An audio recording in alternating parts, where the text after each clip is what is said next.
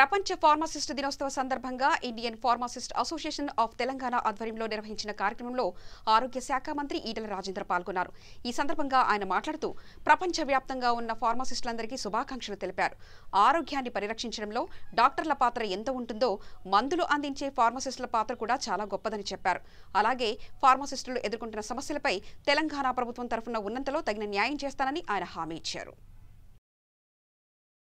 ప్రపంచ ఫార్మసీ డేని పురస్కరించుకొని ఈరోజు మన వైద్య ఆరోగ్య శాఖ మంత్రి ఈటెల రాజేందర్ గారి చేతుల మీదుగా కేక్ కట్ చేసి ఫార్మసిస్టులు అందరూ సంబరాలు చేసుకున్నారు. దీంతో మాట్లాడడానికి మనతో పాటు ఈటెల రాజేందర్ గారు వాడిని అడిగి తెలుసుకున్నాం.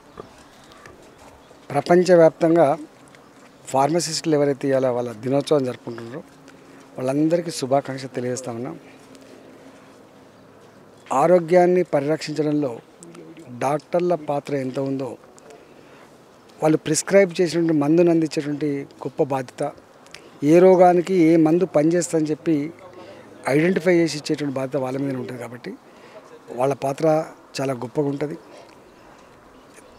ప్రపంచంలో గొప్ప శాస్త్ర విజ్ఞానం అభివృద్ధి చెందినప్పటికీ కూడా ఇప్పటికీ మనిషికి సరైన రోగాన్ని సరైన మందు ఇచ్చేటువంటి విషయంలో ఎక్కడో ఈ పిల్లల్ని ఉపయోగించుకోవడంలో ఈ ఫార్మసిస్టుల పాత్రను గొప్పగా పోషించడంలో కొంత గ్యాప్ ఉంది.